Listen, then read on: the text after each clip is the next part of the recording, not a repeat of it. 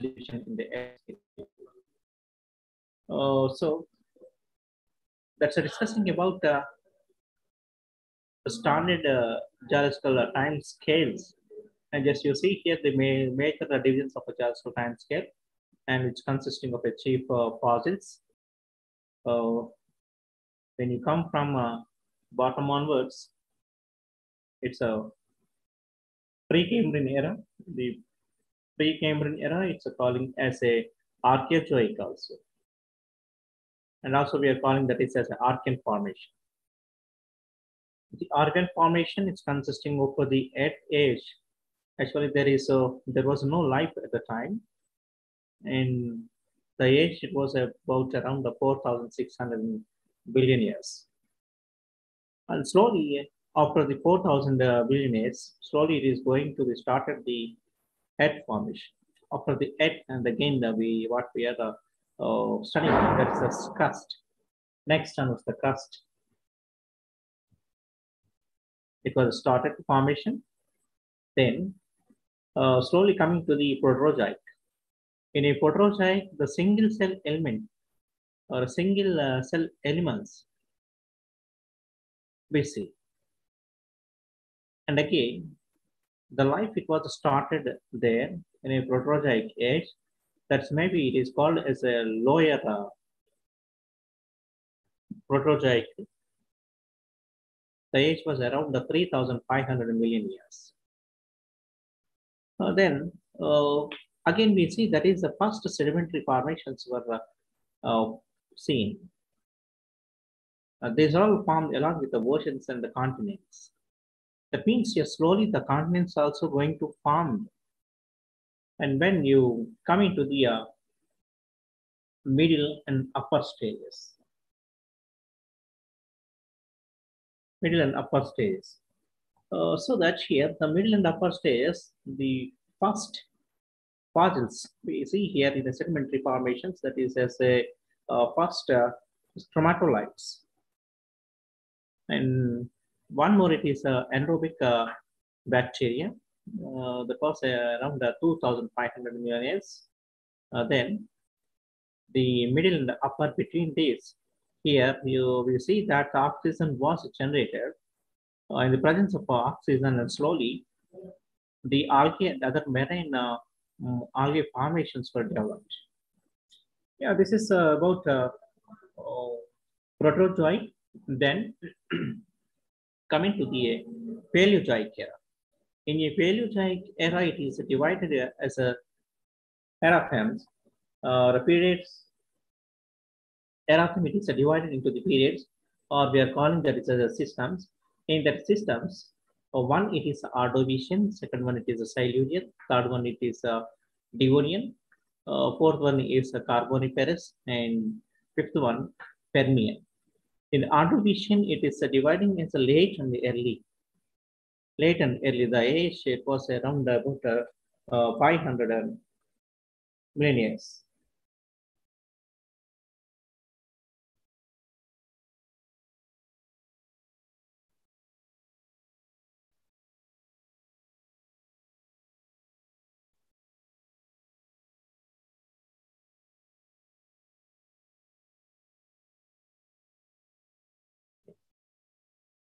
$500 billion years.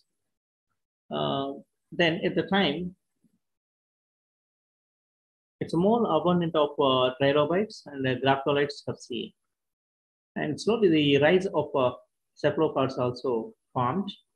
And then between the 430 to 440 billions, then it is called as a Silurian age. And it's consisting of graptolites and slowly disappearing of fast fishes. Then Devonian. In the Devonian period, again, it is divided into the three parts. One, it is early. Second one, it is a middle. Third one, it is a late. It's around 395 billion years. Then, yeah, the abundance of corals, brachiopods, appearance of land plants and earliest known amphibians. Next one, it is a Carboniferous. It's a Carboniferous. It's a late Peninsulian and early. It's about a 345 to the 320 billion years. And many non-flowering plants and like Glossopteris flora and other dominant fossils will be identified. Then Permian. In a Permian age, it is a early and middle. It's around 280 billion years. Primitive reptiles were formed, and it's a last stage of trilobites were identified. Your final one, it is a Mesozoic, and a Mesozoic, it is divided into the three ages: the Triassic, Jurassic, and Cretaceous. And it was started from 230 million years to 136 billion years. The Jurassic is consisting of 190 to 195 billion years, and first birds, flowering plants, and the flying reptiles, and the rise of dinosaurs, and Cretaceous, late Cretaceous and early Cretaceous. In a late Cretaceous and early Cretaceous, the life it is the age was 136 billion years. It's a last stage of dinosaurs. We were identified, and the last ammonites, the rise of flowering plants were dominated here. And Cenozoic, Echinozoic. The periods are tertiary and quaternary. The tertiary, it's divided into the two parts. One, it is two parts. One, it is a Paleozoic. Second one, it is a Neogene. Paleozoic, Eocene, Oligocene, 60 to 64 or 64 to 65 million years. It's billion years approximately. Then it's consisting of mainly flowering plants and dominated whales, apes, first placental mammals. Neogene, it's a Miocene and a Pliocene. It's a 2.6 billion years, and it's a large carnivorous mammals were identified, and molluscs also developed. And final one, it is a quaternary. In a quaternary, it is divided into the two epochs. One, it is a Pleistocene. Second one, it is a Holocene. The life, it is the age, it was around 1.6 billion years, and the chief fossils are living animals. Man appears here. Many mammals die of during the glacial periods. Now, this is about in previous class what we have discussed, and now we will go into the absolute age of a rock. How we can find out the absolute age of a rock?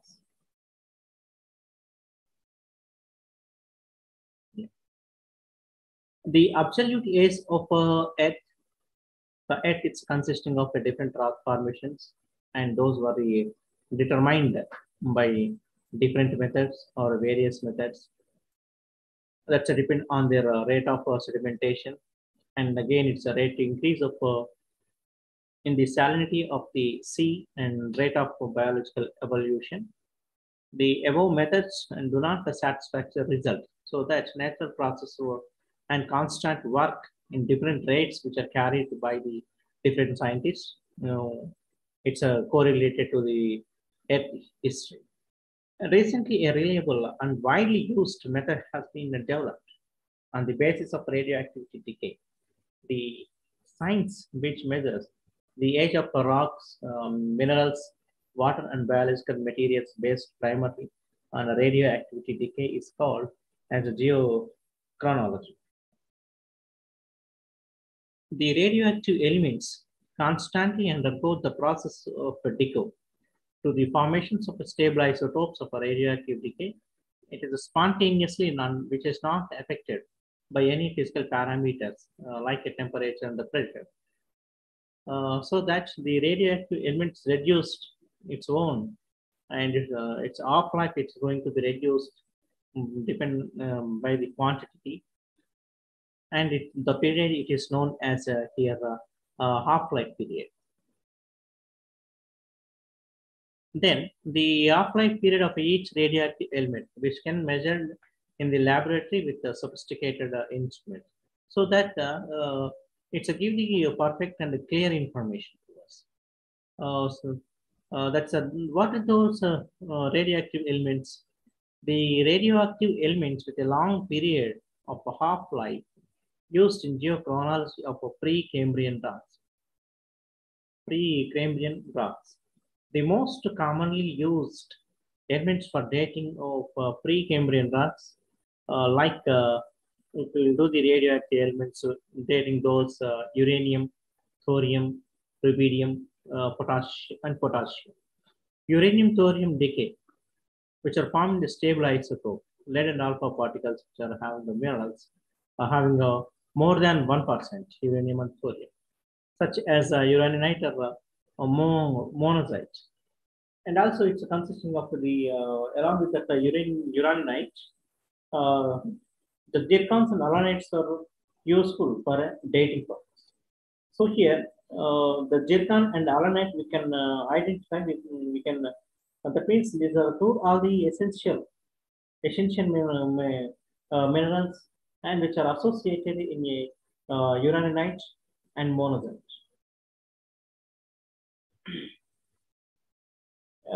Along with that one, the potassium argon isotope method is very significant, and which can be used many igneous, metamorphic, and sedimentary rocks.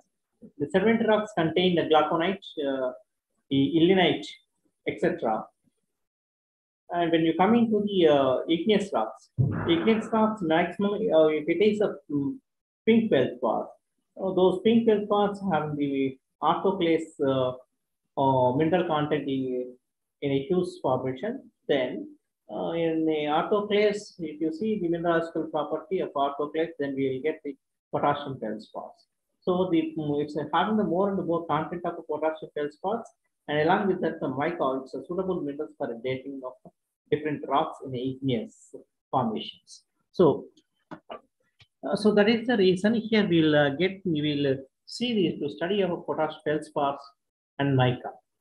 One more, it is a rubidium and strontium method. The rubidium and strontium method is also used very widely because of the rubidium, which occurs as a trace element in alkali feldspars. Yes, definitely it is available in a traces amount when it's the alkali formations are going on. The rubidium elements which are enter into the crystallization and they will stay in a traces amount. One more dating, it is a carbon dating. The carbon dating, it's also playing a very important role, and it's a very important method which is applicable to younger formations. Its ratios are calculated from the plant and which are remained into the younger sedimentary deposits. So here, because of when we go into the carbon formation, these carbon formations actually it will be available in the plant remains. So we'll extract the plant remains from the different sedimentary formations as a fossil formation, as a deposit formation, and we'll do the dating. We will calculate the different dating within a different rock formations.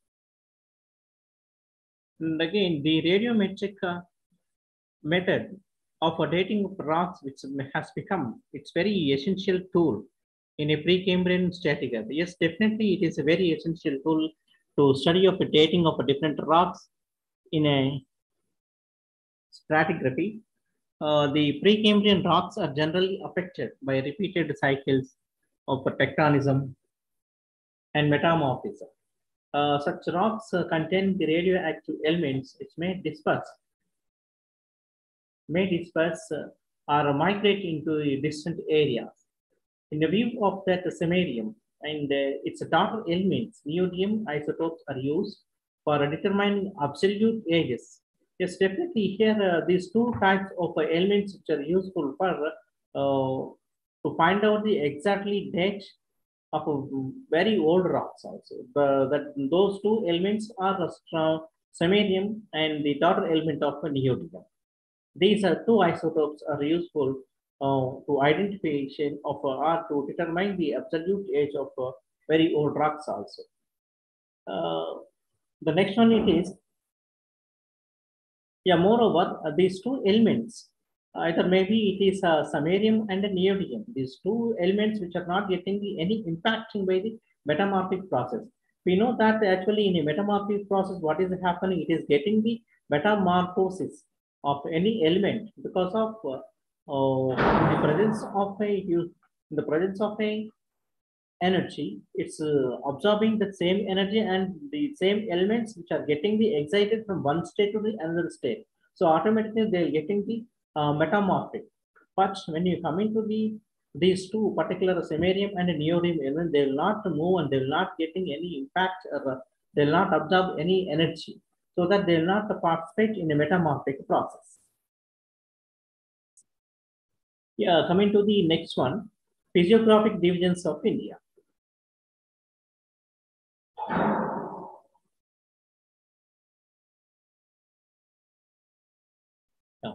These physiographic divisions of India, it is dependent on the geological structure and lithological formations of our Indian continent. I mean subcontinent. So the subcontinent, it is broadly, it's divided into the three regions. One, it is the triangular plateau of the Peninsular India. And second one, it is the mountain region of Himalayas.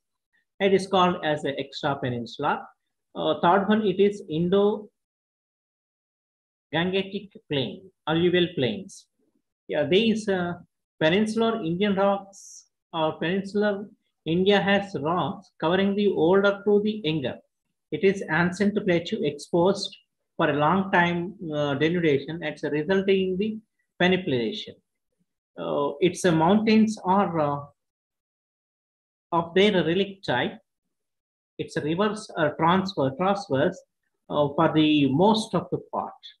A comparatively flat a country with low gradients and have built shallow, broad valleys.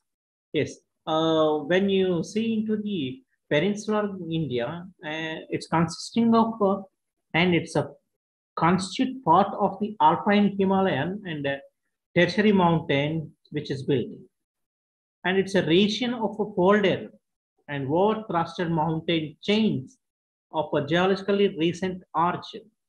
Its rivers are very youthful and are very active, eroding the beds in their course and causing out dip and steep sided gorges. The Indo-Gangetic plains are broad. Plains are broad and mountainous.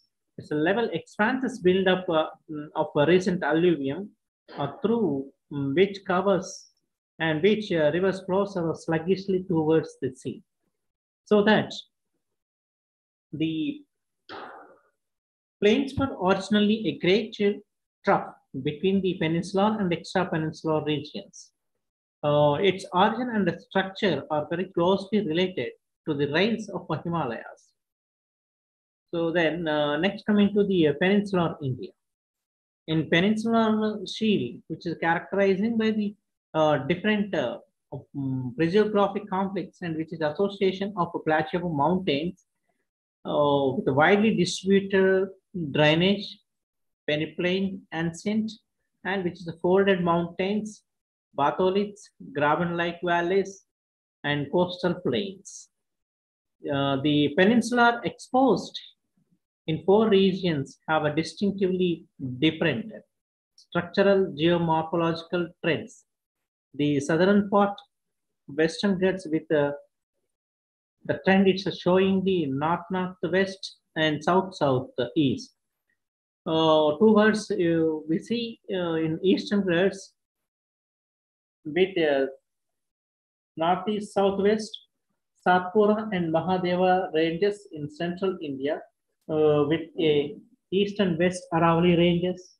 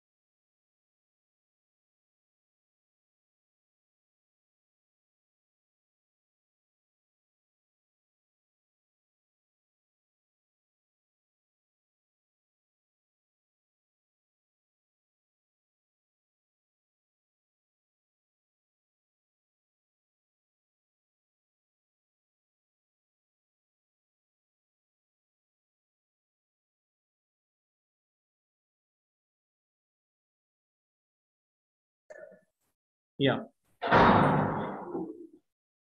Yes, with the Satpura and Mahadeva ranges in a central India, which is consisting of a bit east and west trend. Again, we have to need to discuss here Aravalli ranges also. The Aravalli ranges, which are having the east and west trend, and towards which are bending towards northwest peninsula, and it's having the trend. It is look like as a northeast southwest trend. And the main chief components or chief mountains of peninsular India, which are eastern and western Ghats. Eastern and western Ghats. Along with that one, we see that Vindhyans, Satpura, and Aravallis also. Sometimes maybe which are having the elongated graben-like valleys. Particularly, we see in Peninsula, Narmada, Son, Damodar valleys. These are the trending into the east and western sides and towards Mahanadi and Godavari valleys, and which are consisting of the trend. It is look like as a northwest and southeast. Then when you come into the eastern Ghats here,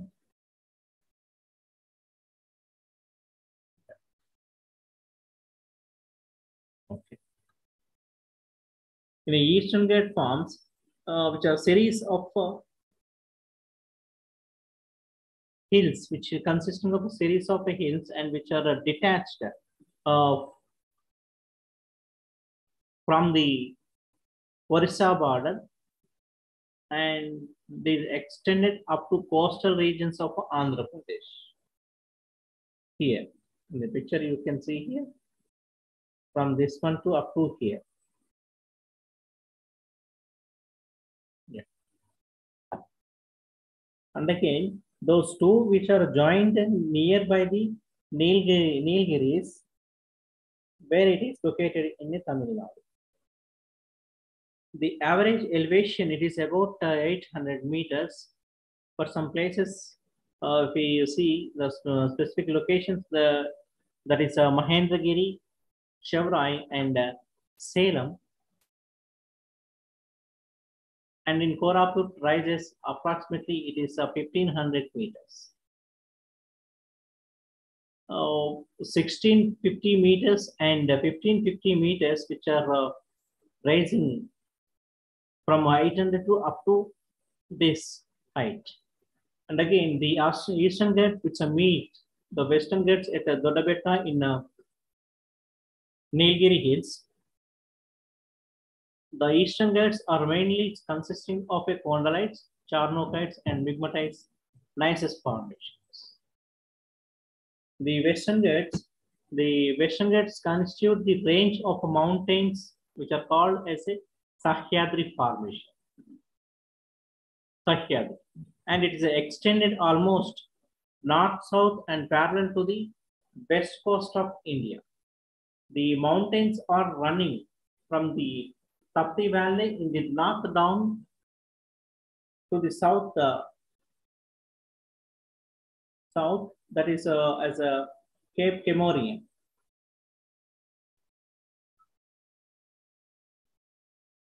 These are having the 1600 kilometers of length, and the average elevation of these ranges between that is around 1000 to 1300 meters. Nilgiri Hills, approximately it has a 2336 meters, and Makurti, it has a 2554 meters. Annaimudi in Annamalai, it has a highest peak. It was located in Annamalai that contains 2693 meters, which is located in Western Ghats. So that here the western slopes are very steeper, and often it's a very precipitous and water of Konkan rivers, and it's flowing towards Arabian Sea. Yeah, the northern part and again down to the Dharwar in Karnataka and Ratnagiri in Mumbai is composed of a Deccan tracts, while the southern part consists of Archeanites, Cistus, and Charnophytes. The Western Ghats from the real watershed of the peninsula, all the important peninsula rivers, the Godavari, Krishna, the Kaveri, and the most important tributaries originate in the Western Ghats and flow eastwards into the Bay of Bengal. Some of the hills like Trambakeshwar and Mahabaleshwar in Maharashtra, which are well-known places for pilgrimage and which are having the hill stations also in the Western Ghats area. Yeah, what about Vindhyan Mountains? Yes. The Vindhyan Mountains, which are separated the southern and northern India, and which are a continuous group of hills, and it's extended from Jobat in Gujarat to Sasaram in Bihar. The mountains have a general elevation of 450 to 600 meters. And again, the majority ranges of composed, which are having the sandstone and quartzite formations. So that the Vindhyan mountain from the watershed of central India, and which rise the Narmada, Chambal, Betwa, Ton, Ken, and Son streams, which are raised and which are coming from central India. Yeah, some of the streams which are flow into the Ganga and other into the join into the Godavari and Mahanadi. The next one, it is the Satpura mountain. The Satpura mountain separates the Narmada and Tapti rivers. The Aravalli mountains cross the Rajasthan from northeast to the southwest, and they separate into arid and semi desert part of Bikaner and Jodhpur. The rock composition of the same, the Aravalli, Delhi, and Vindhyan supergroups. Extra peninsular of India. The extra peninsular means here Himalayas. The extra peninsular India maximizes the composition of Himalayan ranges, which are started from the northern and the Arakan Yoma ranges in the east extended up to the Andaman Nicobar Islands. So that here the Himalayan stretching 2400 kilometers from Naga Parbat, that's a height around maybe it is 8,126 meters in the west to Namche Barwa. That means towards from west to towards the east, and it forms the accurate mountain belt and rampart for the Indian subcontinent along its northern margin. So here it's a southern margin and it's demarcated by Sindhu Ganga alluvial belt, and the northern margin by the Indus structure zone it's having. The width of the belt it varies from the 230 meters to approximately it is at 320 kilometers. The average being it's around 275 kilometers, and the average height it's consisting of approximately the belt is 100 meters, and northern margin maybe it's consisting 4,500 meters of a height. The orogenic edifice it's young in age, and it's also, though the rock compositions it's having the long history ranging from the Proterozoic in the Quaternary, and geographically the Himalaya covers the states of Jammu Kashmir, Himachal Pradesh, and Garhwal Kumaon of Uttar Pradesh, Sikkim, Darjeeling, and Arunachal Pradesh in India. The Himalayas are broadly classified into three parallel longitudinal zones, and it's differing from the one another into the well-marked and the geographical features. The Great Himalayas are central Himalayas composing the zone of high snow, and it's capped with the peak ranges about 140 kilometers from the edges of the plains. So here, the maximum zone is containing the both formations, like sedimentary formation and older metamorphics. And sometimes, occasionally we see in some places that's included by the large amount of granite bodies. The lesser Himalayas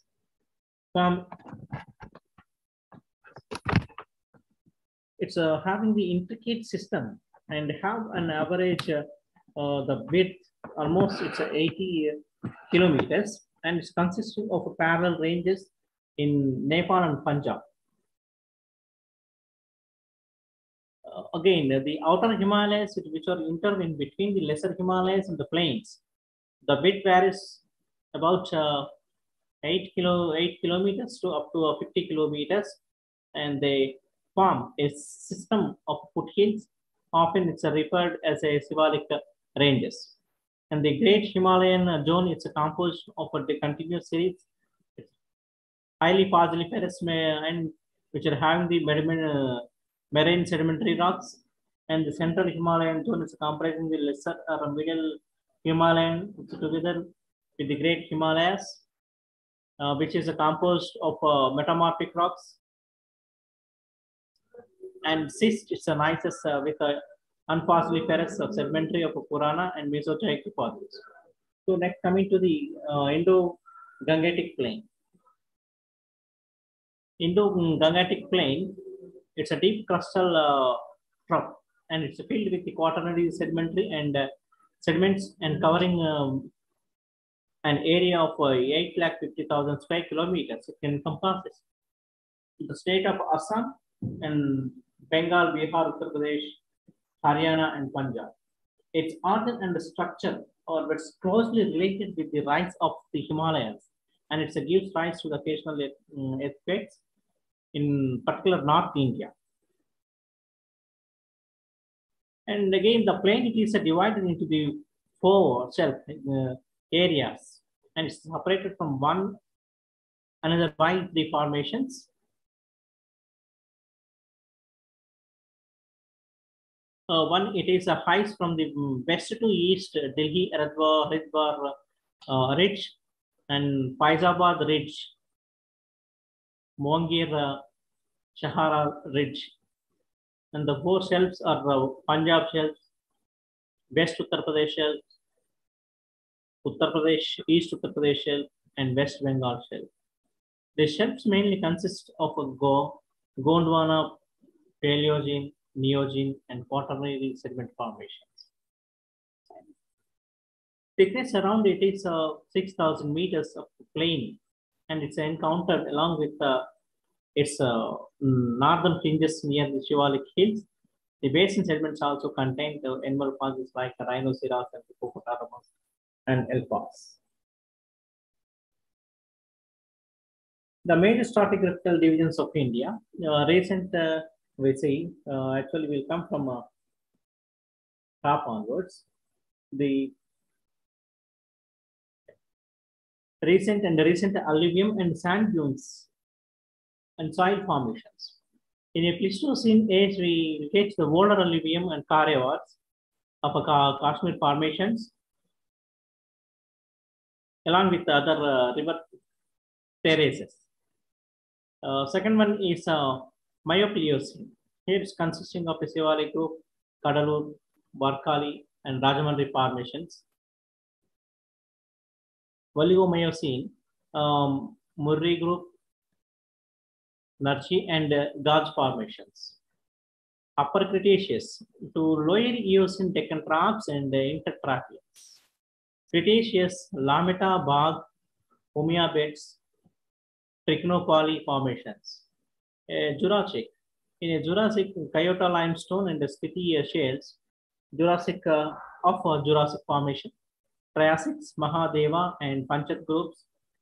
Permian, Jivian formation and lower Gondwanas. Carboniferous, Lipak, and Po formations.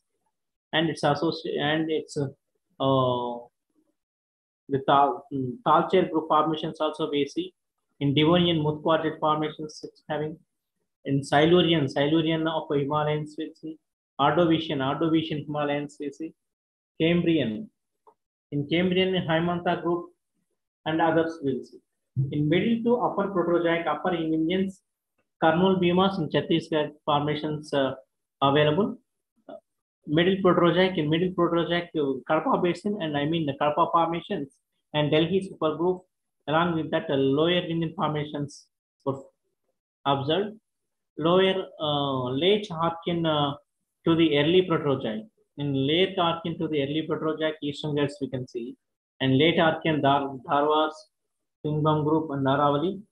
Middle Archean, it's a old supracrustals of Sadguru group formations we can see. Yeah, coming to the Archean group.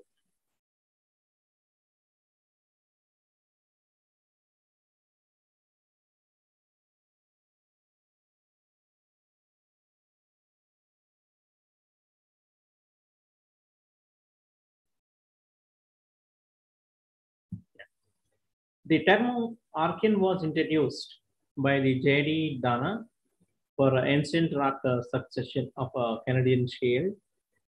The sequence were earlier referred as a Ezoic, and it's a denoting absence of a life. Ezoic means there is no life. The succession is divided into the two units. So based on the geological and geochronological data, the lower units consisting of a highly deformed metamorphosed rock. The term is called as a Archean group of, and upper, it's a unit for less deformed and metamorphosed rocks performed as a part of a Proterozoic group.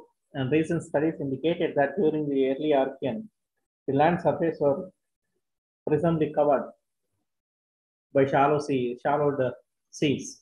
The sediments were deposited in the shallow, volcanically active basins in the evaporate environment. So far, the old rocks dated in isotopic method in the sedimentary formations, in sedimentary basins, in an evaporate environment. And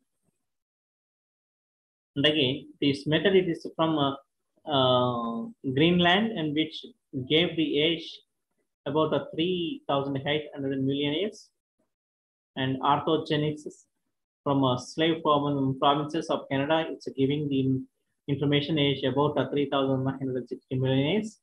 As per the data, the Archean era extended from the 4,000 to 2,000 million years ago, spanning a very large interval of a time. The upper unit of Proterozoic comprises a relatively less metamorphosed sandstone shales, limestone with the intercalations of volcanic rocks, and were deposited in a distinct sedimentary basins, a large aerial extent, in a time of a span of 2,500 million years to 9,900 million years. The earliest phase of Earth history is representing the Archean era. It's preserved in the form of a rock sequence and at the surface of the Earth over input, and it is a unrecognizable basement was formed.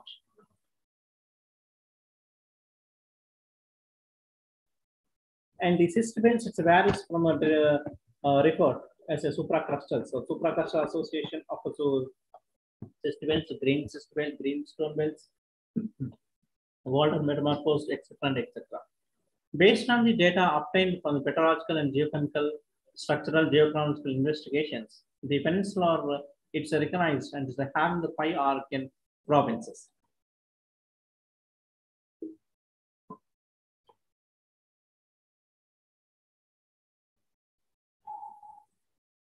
Yeah, one, it is Dharwar province. Yeah, Robert Bruce was introduced the term of a Dharwar system. For the Archean rocks, granites and schists of these are in Dharwar province in Karnataka.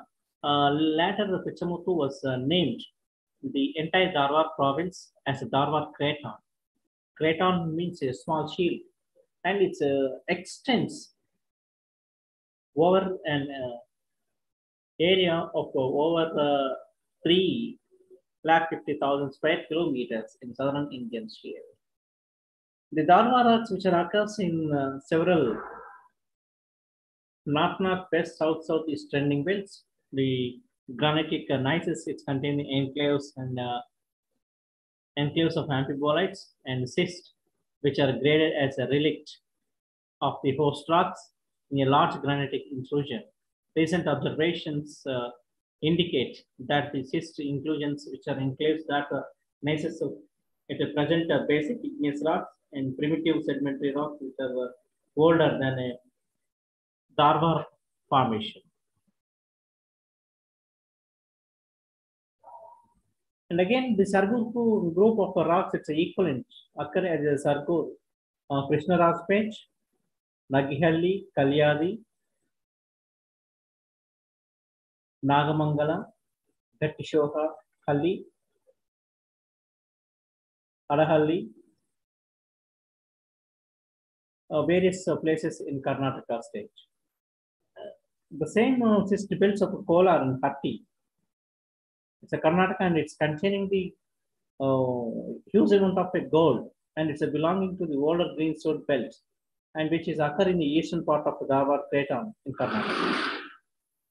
The high-grade cysts were intruded further by the peninsular gneissic complexes, and together they form a basement for the deposition, and which are having the volcano sedimentary assemblages into the younger greenstone beds, so that it's known as a Dharwar supergroup. And again, we see here the angular unconformity between the Sargurs and Dharwar formations. The Dharwar type of cyst belts, which are having the Shimoga, Baba Budan, Kudremukh, Chittorgarh, and Sandur, etc. and etc.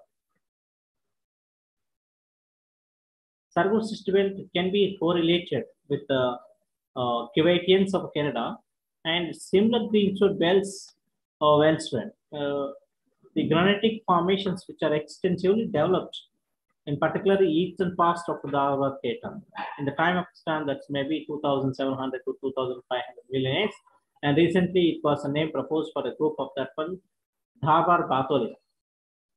It's the name was proposed as Dharwar Batholith, and one more it is a Eastern Ghat province, and this we'll see tomorrow.